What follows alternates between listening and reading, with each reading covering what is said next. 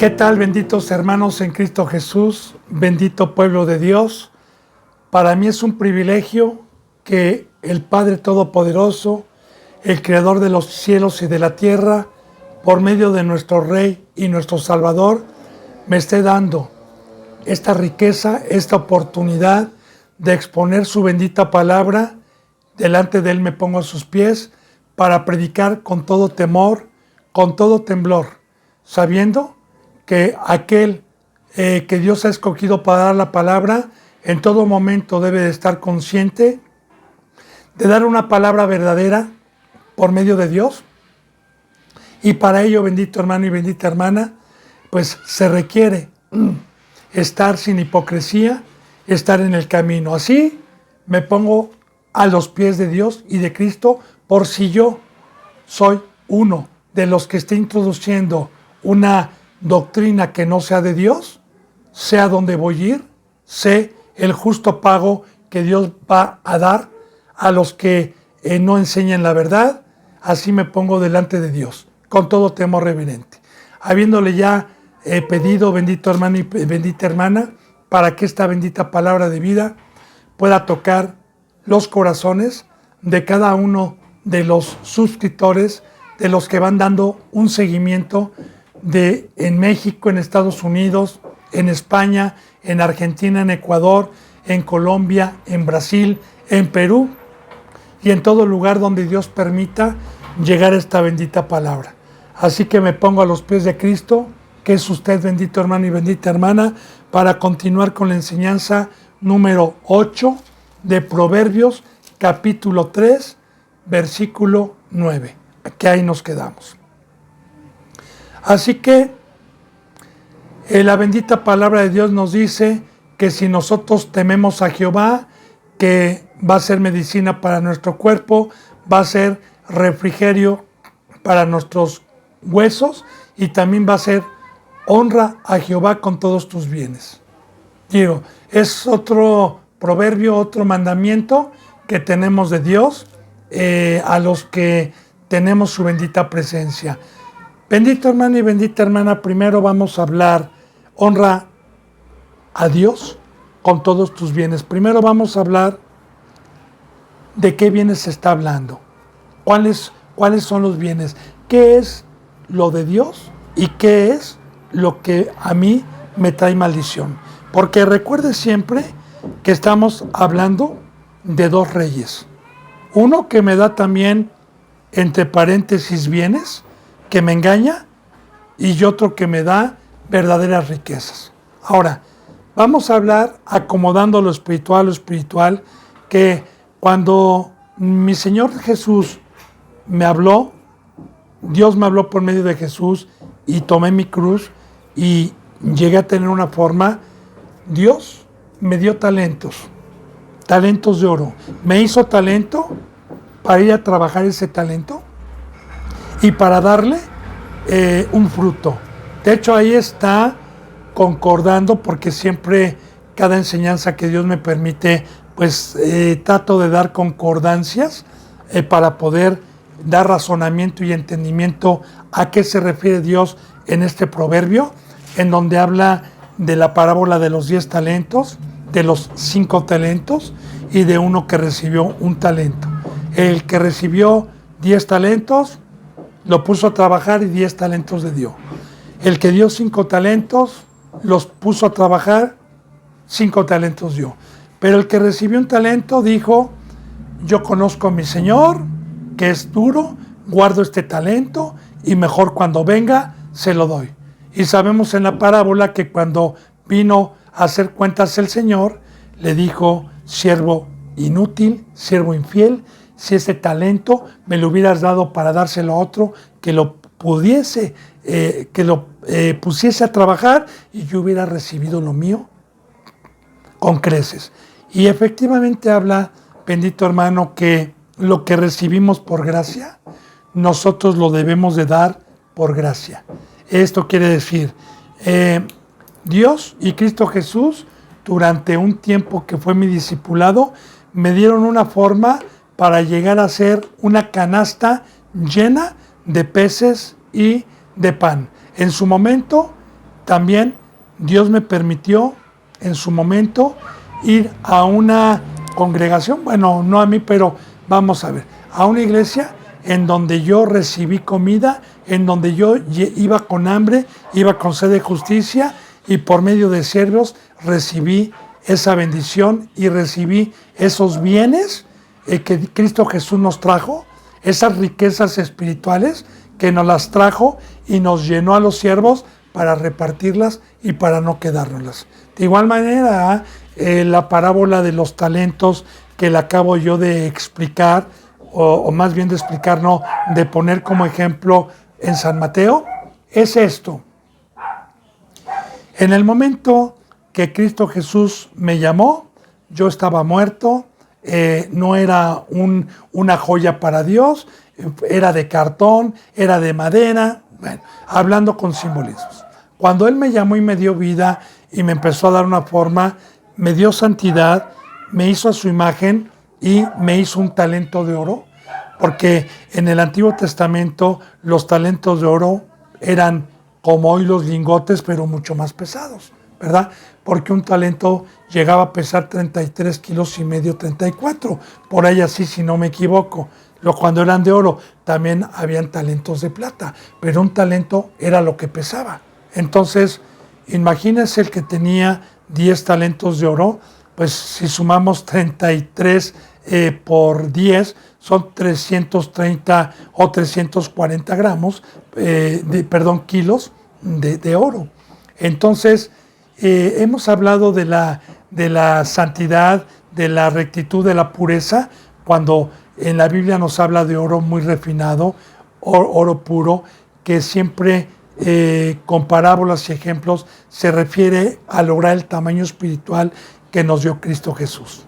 Entonces, yo soy una persona que ya alcancé el ministerio, que ya soy un talento de oro, es para ir a trabajar, para lo que recibí por gracia, mi canasta llena, irla todos los días, dar mi vida por las ovejitas, apacentar a las ovejitas y repartir los bienes y las riquezas que Dios me ha dado a otros. Y para eso, recuerde, bendito hermano y bendita hermana, que se requiere dar mi vida. Ahora bien, también vamos a hablar del ministerio de los bienes materiales, porque también lo toca la bendita palabra de Dios. No todos los siervos tienen de parte de Dios el ministerio de dar, porque a Dios les da la facultad a unos de tener y a otros de recibir.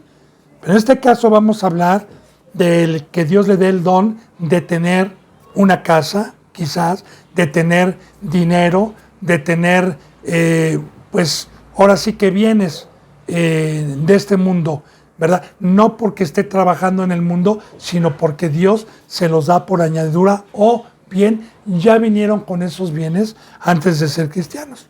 Y ya hemos visto los que han dado un seguimiento, bendito hermano y bendita hermana, en el libro de los Hechos, que los primeros cristianos que tenían, ninguno decía ser suyo propio las cosas, sino que cuando tenían entendimiento del camino y que todas las cosas eran de Dios, vendían casas, vendían todo y lo ponían y lo repartían para que no hubiera necesidad en la familia y en el cuerpo de Cristo. Y así dice la palabra, que partían el pan fraternalmente y que no había necesidad porque los que tenían daban a los necesitados y había una igualdad. De igual manera, Dios nos va a probar con bienes para que demos tanto lo espiritual, que es lo principal, como también lo material. De hecho, en Corintios también Pablo dijo que si se les sembraba lo espiritual, que si se les daba lo espiritual, pues ellos también tenían que dar lo material a cambio de lo espiritual. No es por cobrar, pero sí dice la palabra que si vemos a un hermano pasar necesidad, que si vemos a una viuda pasar necesidad, entonces los que tenemos bienes, dárselos. Y recuerde, bendito hermano y bendita hermana, yo soy enemigo, ¿verdad?, de que un representante pide esos bienes para que se los roben. No, yo he enseñado aquí que si usted es discípulo y quiere hacer esta bendición o como ministro, bueno, lo haga en secreto, usted vea, porque siempre Dios nos va a mandar gente pobre en la congregación para probar a ver si somos hacedores de su palabra. Recuerde también que dijo Cristo Jesús, a los pobres ustedes siempre los van a tener, siempre los van a tener. Entonces, si usted va a una congregación donde no conoce bien a su representante, ¿verdad? O algo, y usted quiere hacer ese mandamiento, mejor hágalo en secreto. Porque también dice la palabra que cuando yo dé algo, lo haga para no ser visto por los hombres, hablando de cosas materiales y también hablando de cosas espirituales, ¿verdad?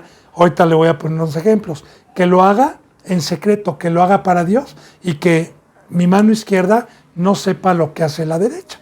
Digo, son parábolas, son ejemplos para saber que lo que yo estoy haciendo, lo estoy haciendo para Dios y estoy cumpliendo con los mandamientos que Dios me está poniendo en este momento. Y hablando también de lo espiritual, también hay muchos que lo hacen para ser vistos por los hombres, como los fariseos, que diezmaban el comino, que colaban el mosquito y parecían perfectos a la vista del hombre, pero eran unos hipócritas y lo hacían para ser visto por los hombres. Entonces, cualquier cosa que hagamos de dar bienes, sabiendo que todo es de Dios también, bendito hermano, tanto las riquezas espirituales que yo pueda dar como las físicas, todo es de Dios. Todo nos los ha prestado para ver si somos buenos administradores.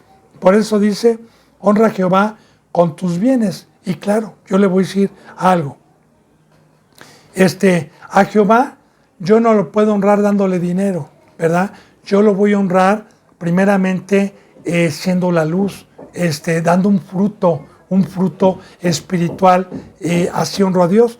Fíjese lo que dice, honra a Jehová con tus bienes y con las primicias de todos tus frutos.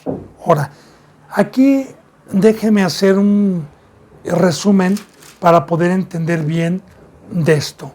En el Antiguo Testamento, bendito hermano y bendita hermana, como una sombra de lo que iba a venir, el pueblo judío, el pueblo hebreo, tenía la ley mosaica que si yo era ganadero o era agricultor, que generalmente eran los oficios a los que este pueblo se dedicaba a comparación de las demás culturas y de las demás naciones, tenían ellos, sea ganadero o sea que tenían un huerto o maíz, ellos tenían que honrar a Dios con los primeros frutos que dieran los árboles o que dieran los ganados, los nacidos. Los primogénitos que nacieran de los ganados eran para Jehová. Claro, no para que los tuviera en el cielo, ¿verdad? Sino, meditemos, era para repartirlo entre los pobres. Entonces, también tenían el mandamiento, no viene con esto de las primicias, pero también tenían el mandamiento que cuando ya fruta madura, que se cayera de los árboles, de sus huertos o de sus plantíos, los hebreos, el pueblo de Dios, no podía recoger esos frutos, sino que la gente que iba de paso, la gente extranjera que no era del pueblo, la podía recoger sin reclamarle nada, era para ellos. Todo con simbolismos, todo con parábolas. Ahorita no me voy a detener a explicarle cuál es la enseñanza de recoger los frutos y los extranjeros, pero sí de las primicias. Así también todo fruto que nosotros estamos dando, en este caso yo trabajo en la obra de Dios por medio del Espíritu Santo y un hermano o una hermana que sean unas ovejitas que estemos nosotros trabajando para estas ovejitas, es para ofrecérselas a Jehová, es para ofrecérselas como Abel, es para ofrecerle como a Caín, aunque Caín pues no se agradó Dios de su ofrenda, ¿verdad? Pero sí se agradó de la ofrenda de Abel, de las primicias, de todo lo que hagamos mediante el Espíritu Santo. Todo fruto que demos es para honrar es para honrar a Dios. Bendito hermano. Entonces dice, fíjense, y con las primicias de todos tus frutos, porque recordemos que el fruto es del Espíritu Santo. Aquí acomodando lo espiritual, el fruto es un don que nos ha dado, que viene en Gálatas. Entonces, ese fruto es para darle gloria a Dios. Lo que recibí por gracia, hay que darlo por gracia. La gloria que yo tengo es para glorificar al Padre. Dice aquí, entonces está hablando de los bienes materiales, honra a Jehová con todos tus bienes, y está hablando de lo que le acabo de decir, de las riquezas espirituales. Cuando dice, y con las primicias de todos tus frutos, del fruto del Espíritu Santo. Bien, dice, y serán llenos tus graneros con abundancia, y tus lagares rebosarán de mosto. Muy importante, bendito hermano y bendita hermana, estos versículos que acabo de tocar los utilizan los hijos del diablo para sacar joyas, cheques, dólares, dinero, autos, hasta propiedades, y para quitárselas a la gente. Y enseñan que si ellos dan, Dios les va a multiplicar, que les va a llenar sus graneros, que nunca les va a faltar nada. Hermano y hermana, a los que han dado un seguimiento, recordemos que la bendita palabra es espiritual. Recordemos que antes de empezar Proverbios, Dios me permitió tocar unos versículos para enseñar que un verdadero siervo de Dios que tiene el Espíritu Santo acomoda lo espiritual a lo espiritual. Así que le voy a recordar algunos versículos bíblicos, también en Corintios, en donde nos enseña. Pablo también, cuando está pidiendo, o más bien los corintios están levantando mano para hacer una ofrenda a Acaya y a Macedonia, que eran pueblos necesitados, y los corintios tenían dinero, y que desde hace un año pedían a Pablo y a Dios tener esa oportunidad de dar esa ofrenda. Recordemos que Pablo y Dios nos enseña que nosotros, cuando Dios nos permite tener cosas materiales o cosas espirituales y las ponemos en provecho común, a cambio nos da Dios, no dinero, sí nos puede dar para volver a repartir, pero sobre todo lo que le interesa a un verdadero discípulo que tiene la cabeza de Cristo, a un verdadero ministro, es esto que estamos viendo aquí. Fíjese bien, y serán llenos tus graneros con abundancia. ¿A qué se refiere esto? Bien, en el Antiguo Testamento, voy a poner algunos ejemplos para fortalecer esta enseñanza, se utilizaban alguna especie de como de habitaciones para llenar en la cosecha el grano, para que no faltara en invierno y no faltara todo el pueblo, el grano de trigo, porque así se le llamaba, ¿verdad? El grano de trigo, el grano del maíz, que representan simbólicamente la palabra de Dios. Vamos a poner un ejemplo y una profecía de Cristo Jesús en los tiempos de Génesis con José el soñador. Cuando José el soñador halló gracia con Faraón, claro, todo de parte de Dios, Faraón lo puso al frente de todo porque profetizó de las 7 vacas flacas y de las 7 vacas gordas, que iba a venir un hambre, también profetizando ya Dios el hambre que hay en el planeta Tierra, pero de la palabra de Dios, que no hay, y que hay hoy en las congregaciones muchas vacas flacas, porque en sí las vacas, bendito hermano y bendita hermana, pues representan hoy los siervos, representa hoy la iglesia simbólicamente, porque una vaca da leche, y sí, dice la bendita palabra, recién como niños, recién nacidos, la leche no adulterada, que todo tiene simbolismos. Bueno, entonces, José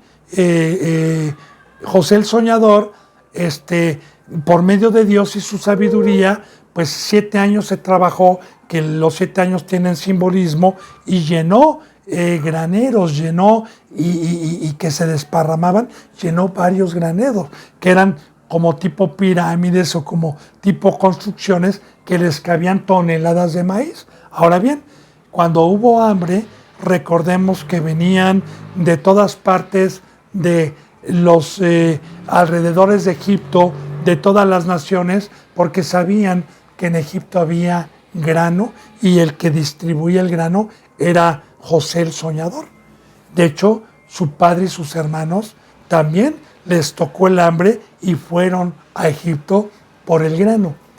También acuérdese, bendito hermano y bendita hermana, que nosotros somos una casa habitación donde nos llena de grano de la bendita palabra de Dios. Recordemos que la mayor bendición, como ya hemos visto en Proverbios 2, en Proverbios 1, en Proverbios parte del 3, que no hay mayor riqueza que tener esta bendita palabra en mi corazón, que la guarde en mi corazón, que el tener esta bendita palabra en el Antiguo Testamento y el Nuevo Testamento en mi corazón es de vida, es de sabiduría, es de crecimiento, es una riqueza que nos trajo, y eso es tener lleno mi granero para que cuando todos vengan con hambre, así también simbólicamente en el monte, cuando Cristo Jesús les da a sus discípulos a que repartan peces y pan a hombres y a mujeres y a niños que tenían 3 días sin comer y que fueron con las canastas llenas y que se saciaron y que todavía sobró muchísima comida. También se refiere, las canastas, se refiere a los 12 apóstoles que cuando Cristo Jesús los dejó preparados para la obra, estaban llenos de sabiduría, estaban llenos de grano que da vida al ser espiritual que se acerca a comer, como Jesús dijo, yo soy el pan de vida. Entonces, bendito hermano y bendita hermana, las iglesias apóstatas siempre hablan de lo terrenal, siempre hablan de las cosas de aquí abajo, siempre están hablando de las cosas terrenales de aquí abajo y hablan de dinero. Cuando un verdadero siervo, como dice la bendita palabra, y ya lo vimos en Proverbios, que la bendita palabra de Dios sobrepasa, ¿se acuerda que vimos un proverbio que dice, busquen más que la plata y más que el oro muy, muy escogido, busquen esta palabra, busquen porque sobrepasa piedras preciosas, sobrepasa, no se le puede comparar con nada del mundo? Entonces, un verdadero siervo de Dios que tiene la cabeza de Cristo, que tiene la inteligencia, un verdadero siervo de Dios prefiere 1000 veces que su granero sea lleno de la sabiduría de Dios, porque representa la vida. Otro versículo bíblico que yo siempre le he tocado, ¿verdad? Pablo trabajaba para esto y en los Corintios una ocasión les dijo, a ver, Corintios, ¿cuáles son mis diplomas? ¿Cuáles son mis títulos? ¿Cuáles son mis cartas de recomendación? Que no son ustedes cartas leídas por los hombres en sus corazones, no con tinta, sino con el Espíritu Santo, y ahí está el grano lleno. Ahí está, que ya los corintios, que ya tenían, porque esto viene ya en 2 de Corintios, ya tenían un tiempo discipulándose, ya empezaban a tener el granero lleno de la palabra de Dios. Entonces, bendito hermano y bendita hermana, acomodando lo espiritual, eso es a lo que se refiere, y fíjese bien lo que dice, y tus lagares rebosarán de mosto. Ahora bien, voy a explicar lo del lagar. Recordemos que acomodando lo espiritual. Recuerde, bendito hermano y bendita hermana, que Dios nos habla con ejemplos terrenales para poder discernir a los que tenemos hambre y que Dios nos dé el entendimiento para poder discernir a qué se refiere esto. Primero déjeme decirle que la palabra mosto está traducida como vino, como un vino tinto, ¿verdad? Que en el Antiguo Testamento acostumbraban los reyes el fruto de la vid, el fruto de la uva, que era el vino tinto. Ahora, aquí está diciendo, ¿qué era el lagar? El lagar era un lugar como un cajón en la tierra con maderas, que sobresalían, ¿verdad? Con 4 paredes de madera, en donde después de la cosecha de la uva se ponía toda la uva madura en esa caja.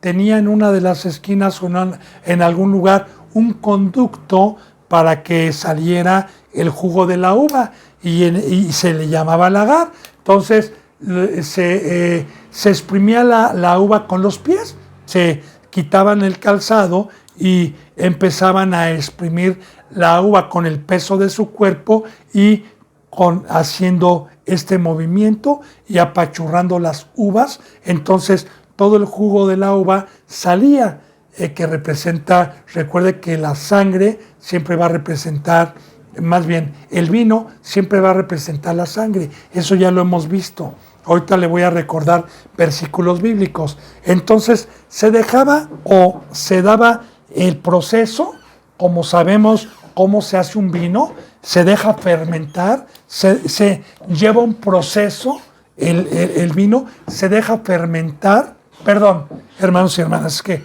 me estaba, como estoy en silla de ruedas luego, me estaba molestando un poquito la rodilla.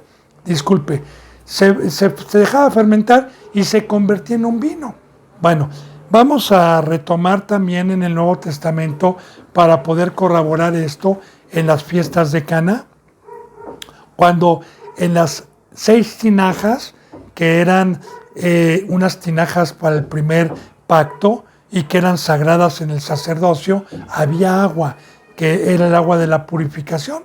Recordemos cómo Cristo Jesús esa agua la convirtió en vino, ya profetizando también que el bautizo en agua que nosotros hicimos, que nos purificó y nos limpió de pecado, esa agua se convirtió, ese bautizo, a los que tenemos fe, se tiene que convertir en vino.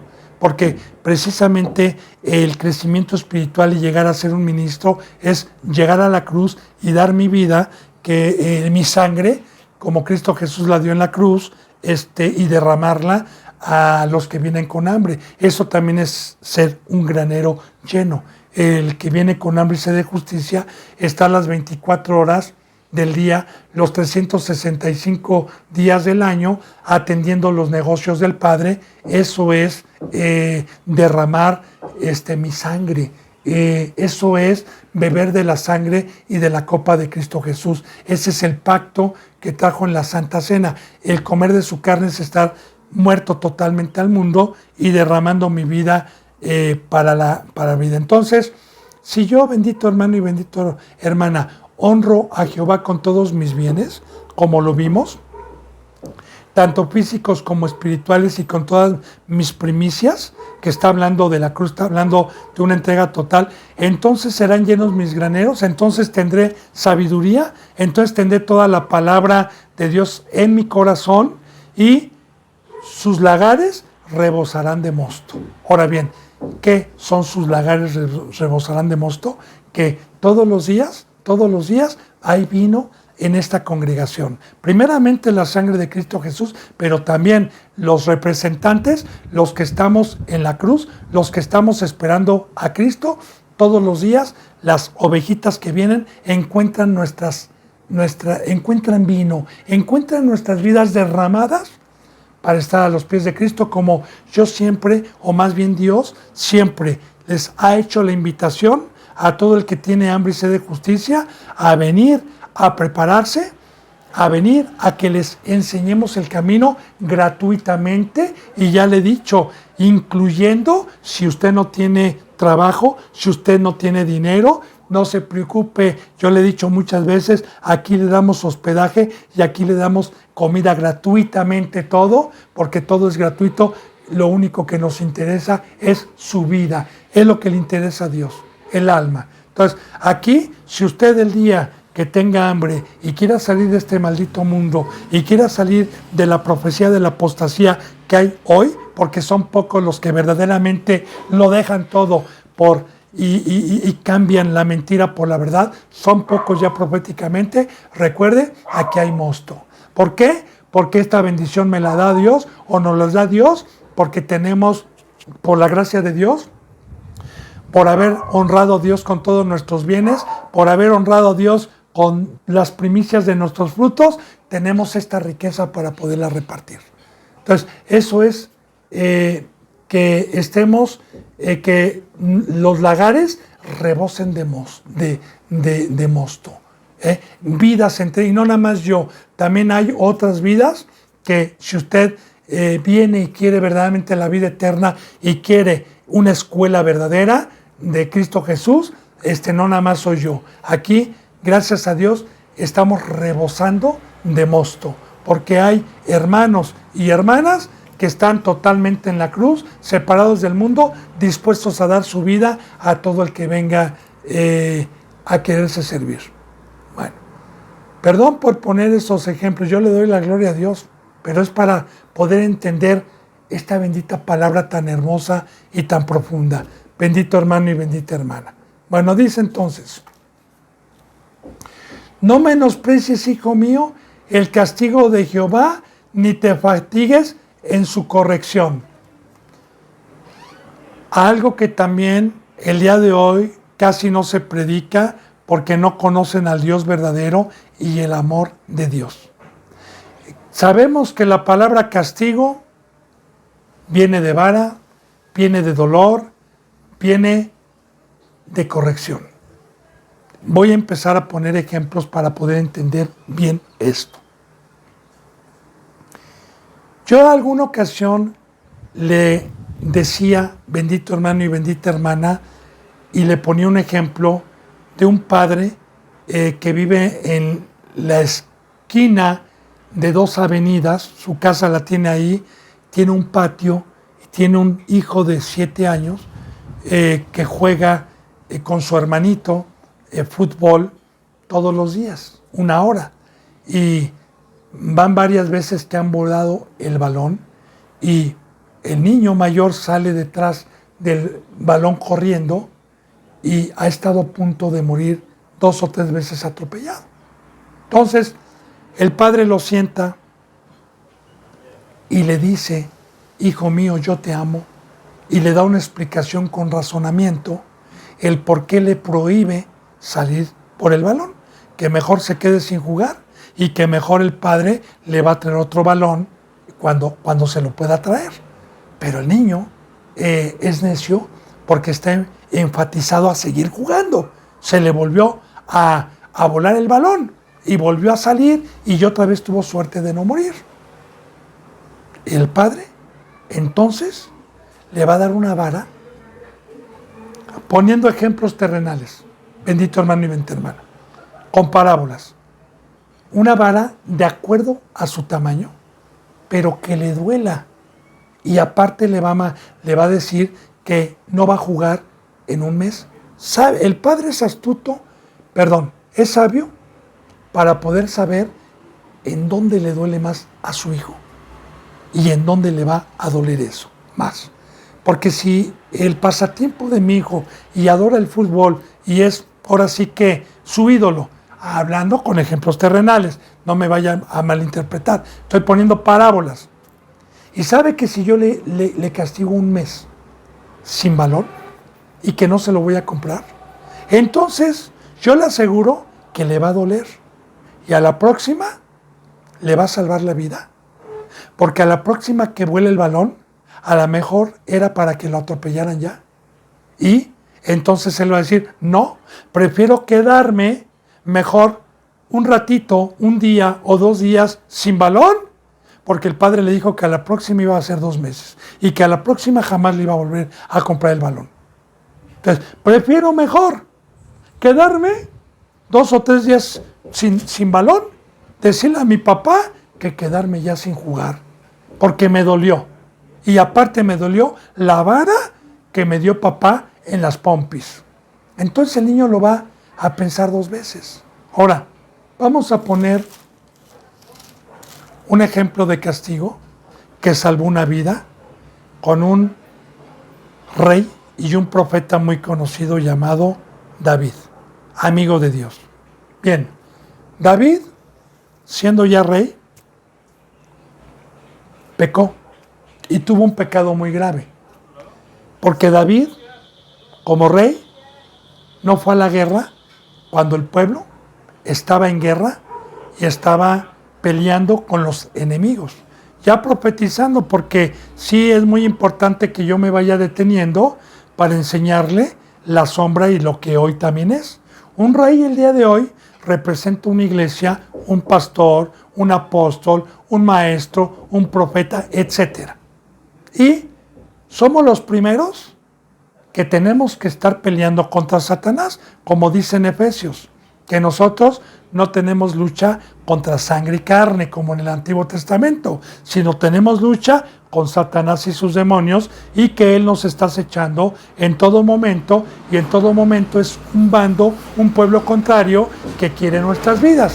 Entonces, a nosotros se nos ha dejado una armadura, que viene en Efesios capítulo 6, una armadura espiritual para estar peleando todos los días. Pero principalmente los que cuidamos la iglesia, los que cuidamos el rebaño, los que apacentamos el rebaño, somos los que tenemos un crecimiento espiritual. Entonces, David no fue a la guerra. ¿Qué representa hoy eso? Un representante que se va de vacaciones, que nada más los domingos quiere dar la palabra y está ahora sí que en pereza. Está sin estar en la guerra y estar enseñando la palabra todos los días para quitarle ocasión a Satanás de la mentira y del engaño. Entonces, él no fue a la guerra. ¿Y qué le pasó? ¿Qué fruto le trajo? Porque es muy importante, toda la bendita palabra y todas las enseñanzas de la Biblia tienen muchísima profundidad de enseñanza a los que tienen hambre y a los que vienen con temor. ¿Qué pasó? Que automáticamente le vino un fruto a la carne, el adulterio, el codiciar a una mujer muy bella que vio desde su balcón bañándose, desnuda, y que él sabía que era su prójima, él sabía que estaba casada, él sabía que era la esposa de uno de sus capitanes y de sus oficiales de guerra. Esto quiere decir, imagínense nada más, ¿verdad? Que yo como representante, yo sea pastor, haya un apóstol, haya un evangelista, haya una profetisa, un diácono, y que yo sepa que está trabajando, que está evangelizando, que está en Oaxaca o que está en algún lugar llevando la palabra y su esposa está, la hermanita está solita, y yo por pereza, por no estar dando la palabra todos los días, por no estar en la guerra, me entra la concupiscencia a la carne y me acuesto con ella. Ahora, el pecado que hizo David fue muy grave. Y sí nos da la enseñanza, bendito hermano y bendita hermana, como ya se lo he dicho, a mí me conviene estar ocupado todos los días en esta obra, porque un ratito que me desactive, viene Satanás, y el poner mi mente inactiva, el poner mis manos en inactividad en esta obra, luego, inmediatamente mi carne me empieza a jalar a las cosas de la mesa del diablo. Las concupiscencias. Entonces, es muy importante que el mantener mi mente ocupada en esta obra me libra de las pasiones carnales y de las concupiscencias. Yo le ponía un ejemplo la vez pasada, muy importante sobre esto, ¿verdad? Que una persona, por ejemplo, que está trabajando en una fábrica con aparatos muy peligrosos, que me pueden cortar la mano o me pueden tragar todo mi cuerpo, máquinas muy peligrosas, pues obviamente en mi trabajo estoy totalmente concentrado, cuidando mi vida y haciendo el trabajo totalmente concentrado, y aunque suene el teléfono, aunque vengan a buscar, no atiendo nada. Y eso me va a salvar mi vida. Lo mismo aquí con el rey David y con el trabajo que Dios nos ha dejado, que es una herencia, que es algo maravilloso cuando podemos entender, porque este bendito trabajo que me trajo Cristo me ha librado de las pasiones de la carne, que trabajo todos los días. Para mí es una bendición, porque me ha guardado precisamente de eso. Entonces, bueno, no fue. ¿Qué pasó?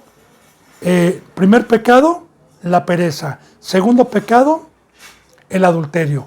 Tercer pecado, cuando supo que esta mujer estaba embarazada, mandó traer con engaño. Y vamos viendo la ceguera también y el corazón endurecido, donde David ya no se daba cuenta del pecado después de ser un rey, pues que usted ha leído, que mis respetos en sabiduría y respeto en todo. Un rey que había ganado batallas, un rey que había gobernado perfectamente bien a los que lo siguieron. Imagínense la ceguera en que ya estaba, porque también ahí aprendemos que cuando uno empieza a pecar, Dios le quita el entendimiento y el temor a Jehová. Ya no lo hay. Entonces, vamos viendo todo ese fruto que vino en Segunda de Reyes, ¿verdad? Entonces, ¿qué pasó con David? Que David manda a traer al oficial con engaños, diciéndole, eres un buen soldado, adulándolo con palabras, porque así habla Satanás. ¿Sabes qué? Mereces un descanso porque tu esposa ha estado sola mucho tiempo, tú también has estado sin relación. ¿Sabes qué? Quédate esta noche en tu casa 2 noches y luego ve a la guerra. Pero este oficial representa una persona justa, una persona profetizando hoy, que no descuida la obra de Dios, y le dijo, no señor rey, no me mande allá porque el pueblo está peleando, porque estamos al frente de la guerra, porque debo de ayudar a mis hermanos. Estamos en guerra, no me haga esto. David, cuando vio que no, con su astucia, no pudo engañar a un justo, no pudo engañar a alguien que verdaderamente estaba ocupado en la obra de Dios, entonces le dijo, está bien, tómate estas copas conmigo, y astutamente lo embriagó. ¿Por qué? Sabemos que el vino es un afrodisíaco que quita también los sentidos espirituales y los sentidos físicos, y dijo, con esto seguro se va a ir con su esposa, porque imagínense cuánto tiempo tenía el oficial sin una relación, siendo joven, y su esposa guapa estando ahí. Lo que David quería era que tuviera una relación para que no se le descubriera el pecado del embarazo de su mujer, porque obviamente si el oficial no estaba y iban a nacer un niño en el tiempo que no estuvo, iba a decir, pues ¿qué pasó? Y se iba a descubrir su pecado. Entonces, estamos viendo cómo trabajó con astucia también. Ahora, cuando él vio que el oficial se quedó a dormir a la puerta del rey, porque era obediente y había un rey, y no se fue a su casa, entonces lo mandó nuevamente a la guerra y mandó un sobre con él a uno de sus capitanes, diciéndole, fíjense bien la ceguera que ya tenía y ya el fruto que tenía, diciéndole que lo pusieran al frente en lo más fuerte del combate de la guerra, para que lo mataran, para que muriera. Entonces, ya 4 pecados graves, pero muy graves, de matar, de adulterar, sí, muy graves, cuando Dios, como David no practicaba el pecado, porque sí, la bendita palabra dice muy claramente que un ministro, un representante, que hoy representa un rey, puede tener un resbalón, pero jamás, si se arrepiente, jamás volverá a practicar ese pecado. Y David jamás lo volvió a hacer. Ahora, ¿qué pasó? Llegó un profeta llamado Natán y le dijo una parábola de una persona pobre, que usted ya debe saber la historia, que tenía una ovejita, que la cuidaba mucho y era su única ovejita y que la amaba, y que llegó un rico y que se la quitó y se la robó, y que David dijo, ¿quién es ese hombre? Mándenmelo traer para que lo maten, porque voy a hacer justicia. Y le dijo Natán, ese eres tú. Y Natán, ese profeta, le dijo su pecado porque lo amaba. Ahora, todo esto se lo dije porque vamos a hablar del castigo de Dios, porque esto estamos tocando en Proverbios. ¿Qué pasó? ¿Se arrepintió David? Sí, volvió en sí, porque una exhortación de un verdadero profeta por medio de Dios nos despierta de una locura, nos despierta del engaño, nos vuelve a quitar el velo y lloramos. Ahora, David inmediatamente se puso sin comer, porque también empieza el castigo aquí. Su hijo, que nació del adulterio, enfermó. Su hijo enfermó, ¿verdad? Y él estuvo pidiéndole a Dios para que su hijo viviera. En pocas palabras, le estuvo pidiendo que le quitara el castigo. Así Así. Entonces, Dios, a quien ama castiga, como lo vamos a ver. A quien ama castiga. A quien ama castiga.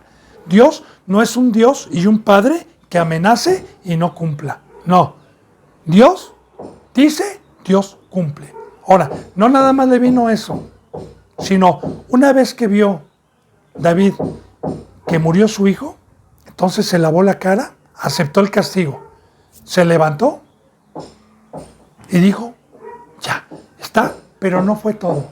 Le vinieron más castigos porque también le profetizó Dios que así como él a la luz se había acostado con una mujer que no era suya, también todas sus concubinas y sus mujeres, a la luz del día y a la luz del pueblo, las iba a tomar otro y nada más ni nada menos que fue su hijo Jonatán, que usurpó el lugar de su padre. Oh, qué castigo tan más fuerte, casi le vino una desgracia por cada pecado.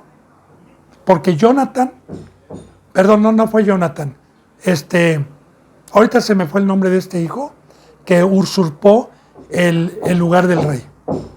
Usurpó el lugar del rey,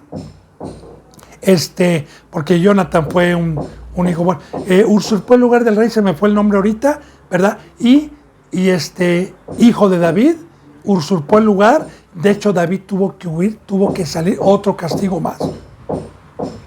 Y perdió a su hijo también, lo mataron a ese hijo. Y David lloró mucho, si usted ha leído la Biblia. También otro castigo que le vino y otra consecuencia es que otro de sus hijos, violó a una de sus hijas, un hermano, y luego la aborreció y abusó de ella. Entonces, ¿pudo soportar David el castigo? Sí lo soportó, porque siguió siendo fiel a Dios. Ahora, ¿le dolió? Imagínense, usted lee y va a ver si no le dolió. De hecho, David estuvo huyendo, ¿verdad? De su hijo porque lo quería matar, estuvo huyendo por mucho tiempo. Entonces, vaya que le dolió, vaya que lloró. Fueron 2 hijos los que perdió y una hija que deshonrada y un hijo que violó. Digo, ¿cómo no lloró? ¿Usted cree que ese castigo que le dolió no le sirvió para no volverlo a cometer jamás en todos los días de su vida y de su reinado? Claro que le sirvió, porque David temió, le dolió y jamás volvió a cometer un pecado de esa índole. Por eso la bendita palabra de Dios dice, bendito hermano y bendita hermana, que el que desprecia el castigo, el que desmaya, pues no se dejó amar. David no desmayó, porque también en Hebreos, en el Nuevo Testamento nos habla sobre la reprensión de Dios y dice así, ¿verdad? Que Dios castiga a quien ama, que no desmayemos cuando somos reprendidos o castigados por Dios.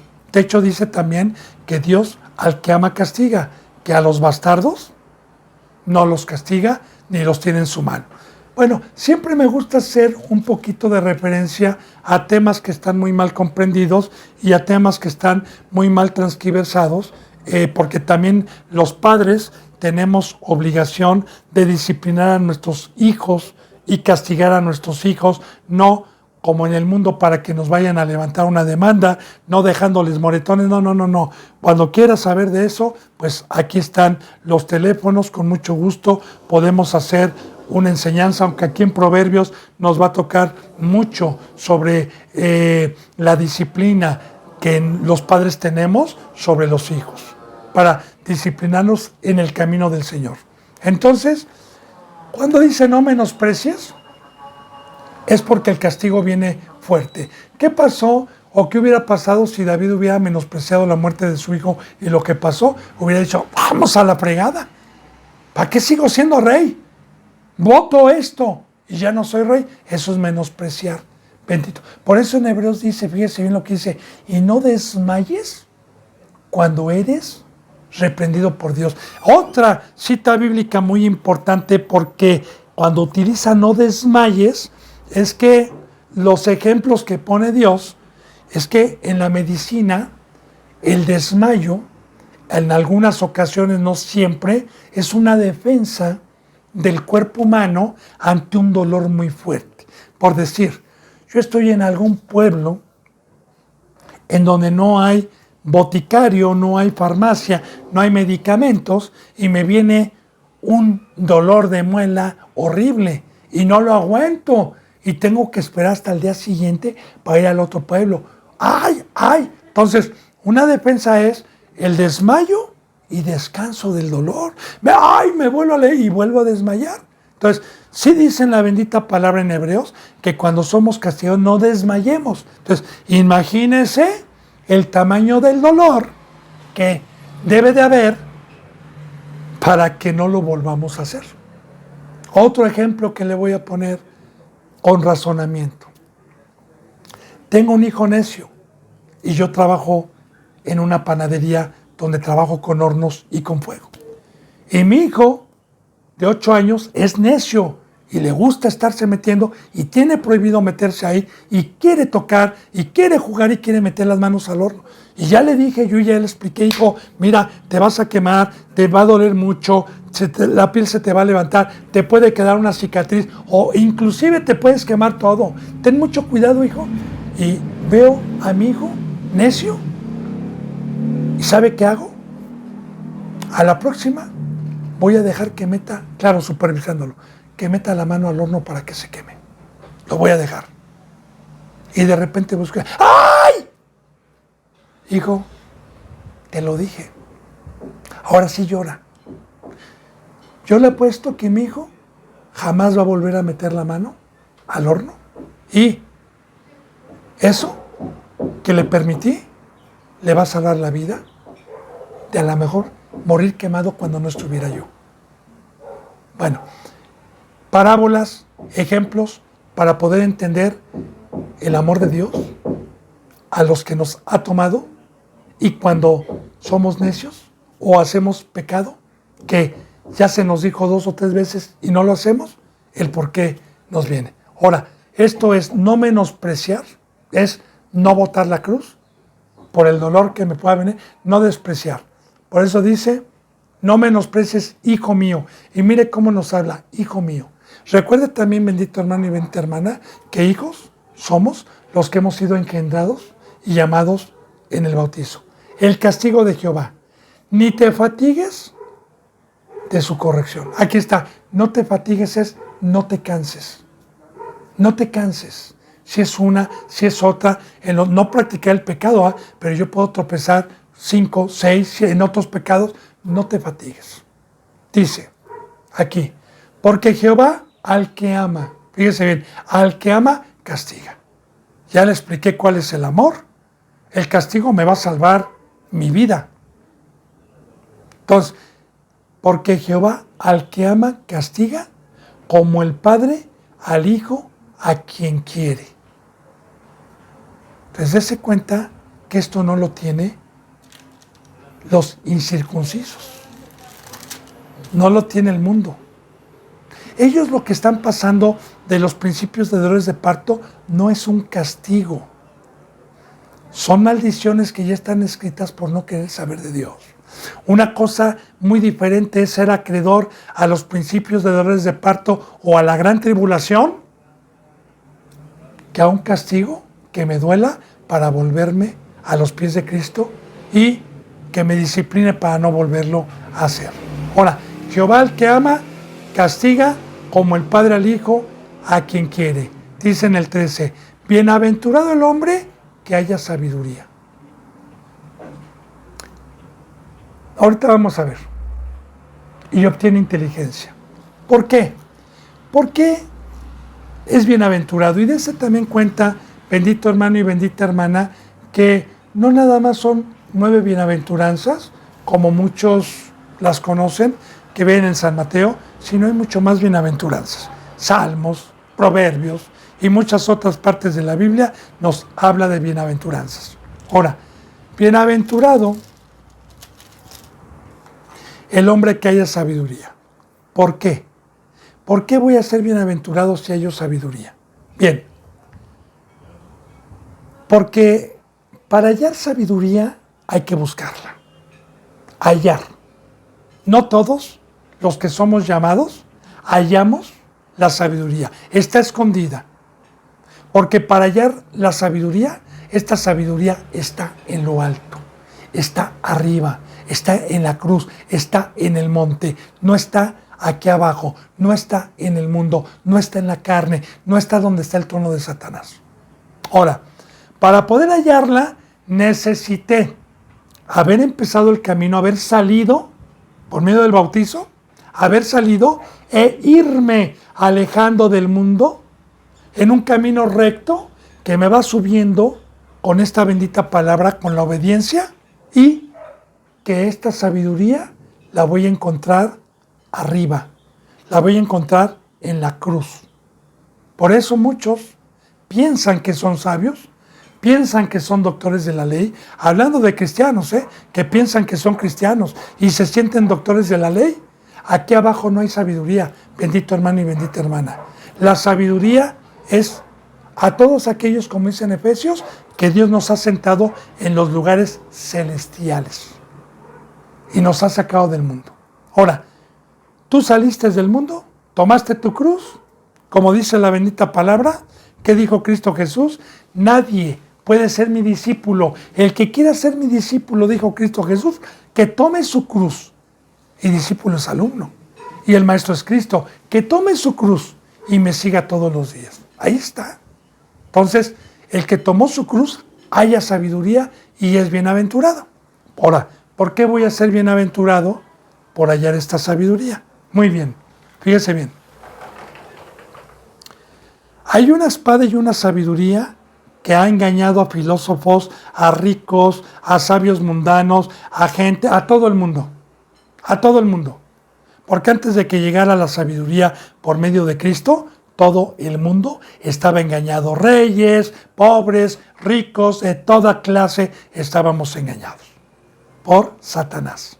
Así como lo está todo aquel que no conoce este camino. Ahora bien, esta sabiduría, como ya la vimos en enseñanzas pasadas, la hallo y está en mi corazón y va a venir Satanás con millones y millones de instrumentos, sean demonios, sea su iglesia, sea incircuncisos, y me van a tratar de decir con filosofía, con sabiduría, con palabras y abundancia de palabras, lo contrario, para que me baje de la cruz de Cristo, que para ellos les parece locura, y el tener esta palabra en mi corazón me va a salvar, porque no voy a acceder.